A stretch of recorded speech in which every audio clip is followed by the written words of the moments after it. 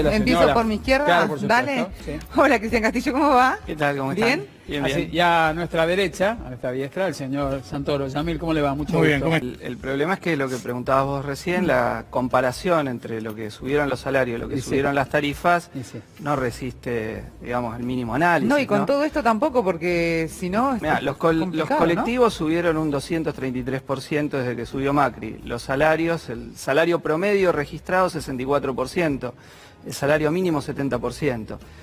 Si vos tenés el tren, 238%. Si tenés el subte con la suba anunciada ahora, la próxima se va a ir a 12.50, 178%. Pero esto no es nada al lado de los servicios.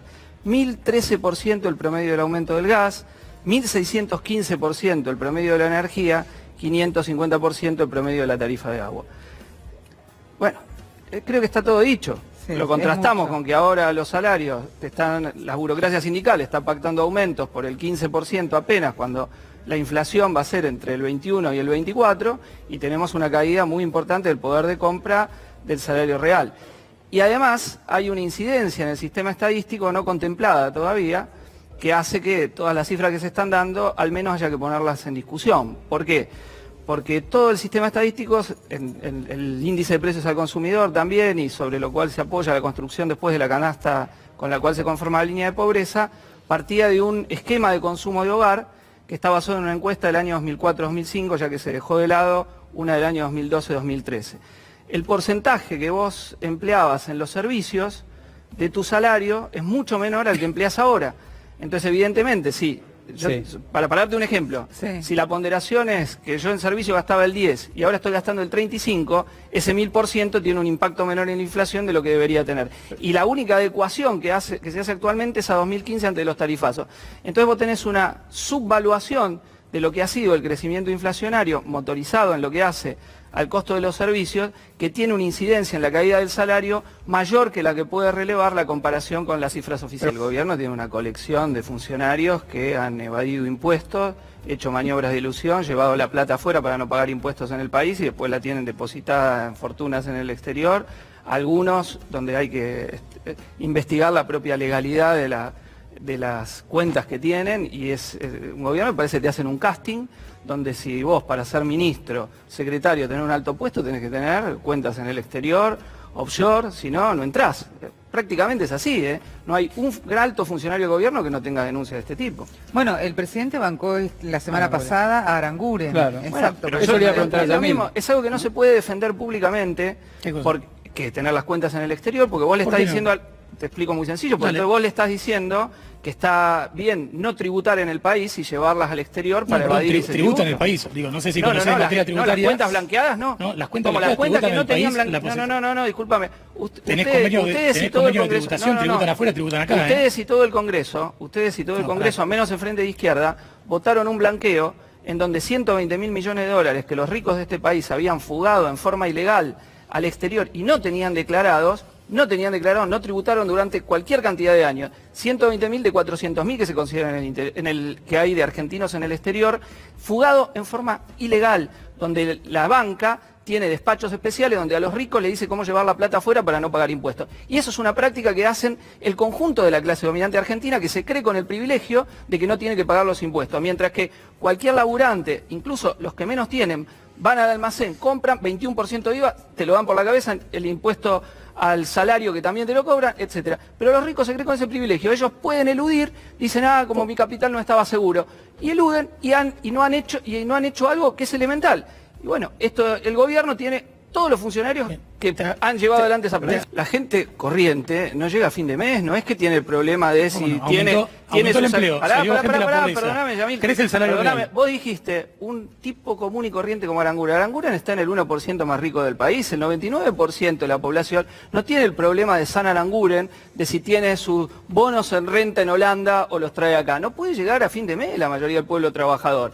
Y hay algo elemental, mira, si la empresa de gas fuera nacionalizada, sacás el coeficiente ganancia capitalista y cae inmediatamente la tarifa y podés hacer un diagrama racional de la explotación de un servicio y que es a la vez un recurso no renovable. Acá de que se privatizaron los servicios públicos empezó una catástrofe y el gobierno anterior prácticamente no los tocó, la llenó a esas empresas de plata con subsidios se llenaron, no demostraron... ¿Cómo que no le tocó? Suspendió con la ley de emergencia de Dualde, se suspendieron los ajustes técnicos de las tarifas y se pasó a tener un esquema político. Pero eso es una parte de la verdad. Pero a las empresas, se pasó a tener una tarifa a las política. Empresas se las compensaba lo que no se pagaba en tarifa con subsidio. Las empresas pero no para vieron... mantenimiento nunca pudieron hacer inversión porque no le daban los números. No vieron porque lo que recibían de subsidio, en vez de invertirlo y nadie los controlaba, lo fugaban al exterior. No es por eso. Lo que no se pagaba en tarifa lo recibían en subsidio. ¿Se hizo alguna auditoría sobre dónde fue los subsidios millonarios que recibieron Edenor, Edesur, Metrogas, etcétera? Nada. Sin hacer una auditoría donde ellos dijesen dónde fue cada centavo que les dio el Estado, se les otorgó ahora aumentos siderales de tarifas. Y esas empresas ganaron con la estafa de la privatización, ganaron con los gobiernos kirchneristas y están ganando cualquier cantidad ahora donde sus acciones han volado por los aires. Y eso a costa del pueblo trabajador. Hay una cuestión concreta que es que Argentina está yendo de vuelta a la posibilidad de autoabastecerse energéticamente. Justamente, pero si no aumentó la producción de petróleo y gas. Aún considerando la estadística oficial, el promedio del crecimiento del salario del empleo registrado fue 64, la inflación 70.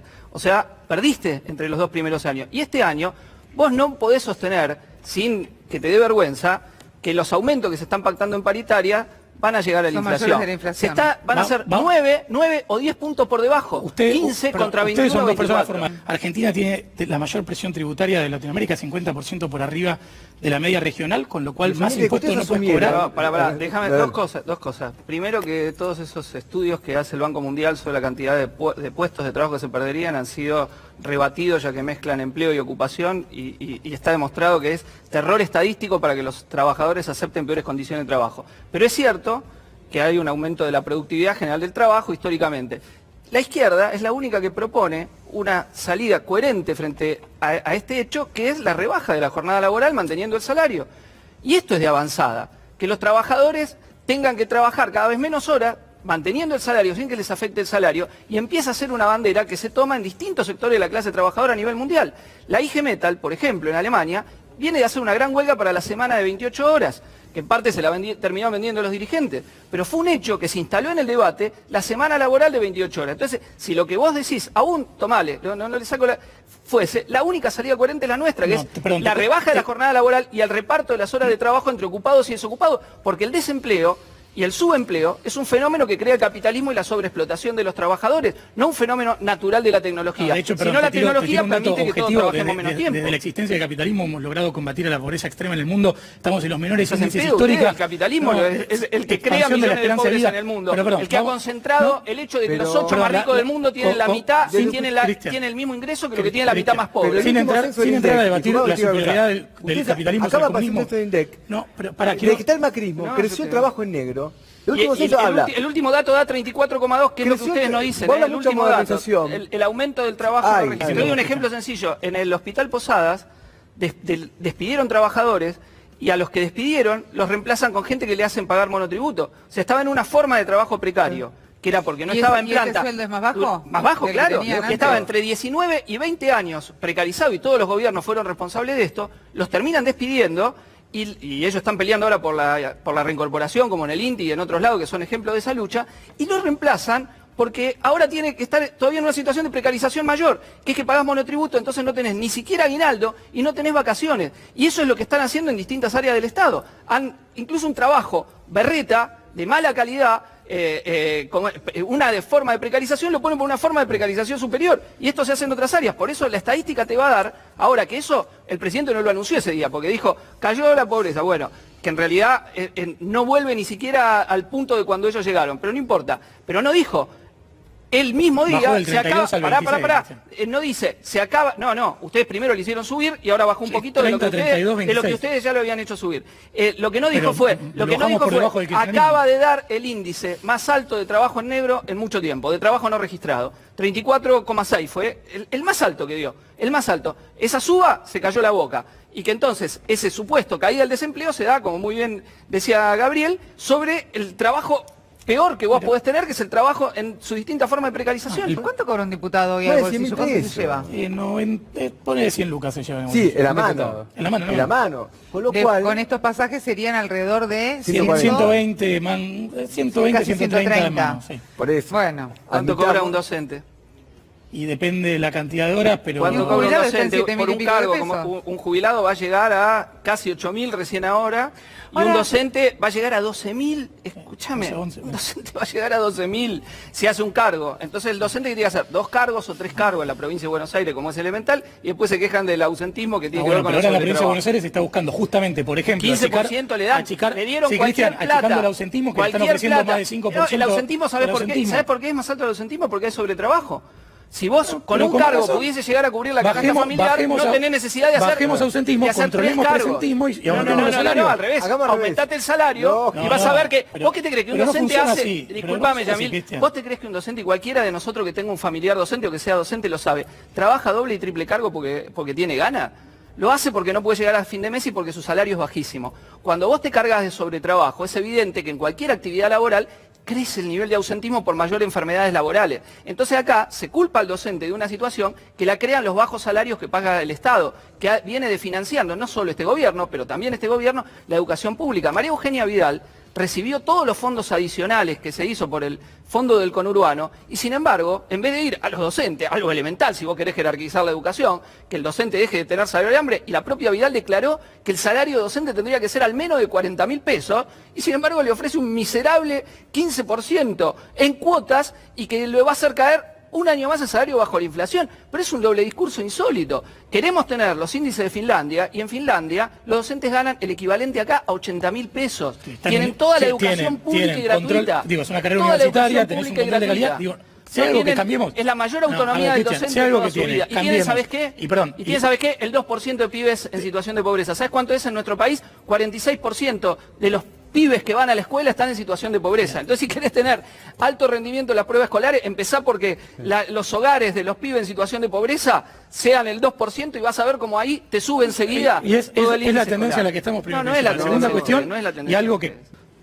Está todo dicho. El Estado tiene las falencias, lo que no hace, le paga salario de hambre a los docentes, tiene un nivel de inversión en infraestructura escolar bajísimo, no tiene las vacantes que tiene que haber, subsidia parte de la educación privada, mantiene un 46%, insisto, de niños y jóvenes en situación de pobreza y después dice, la culpa es de los docentes. Entonces no es así.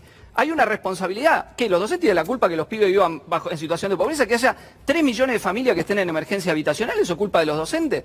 No. Ahora, vos tenés un esquema de la economía nacional donde te crece la deuda y te crece la fuga de capitales. Si se te van del país 3.000 millones de dólares por mes, es obvio que no tenés recursos para salud, para educación, y el resto lo tiene en consumo suntuario, el 1% más rico que más tiene. Ese es el diagnóstico la clave mayor que vos inversión tenés que social marcar. como porcentaje del PIB en la historia 3.000 argentina, millones Cristian. de dólares Tenés la que mayor inversión fugan social. los El amigos problema de que ustedes tenés por es mes. que los Hay un ganancias- ejemplo sencillo. En la última votación de los cambios fiscales que hicieron, le bajaron los impuestos a las grandes patronales, las patronales en general, los empresarios. Con 2 argumentos tenían ellos, que esto iba a permitir eliminar el trabajo en negro y crear más empleo. Había ya 2 ejemplos empíricos que te demostraban que esos supuestos son falsos. A la minería le sacaron todas las retenciones, cayeron 1.300 empleos.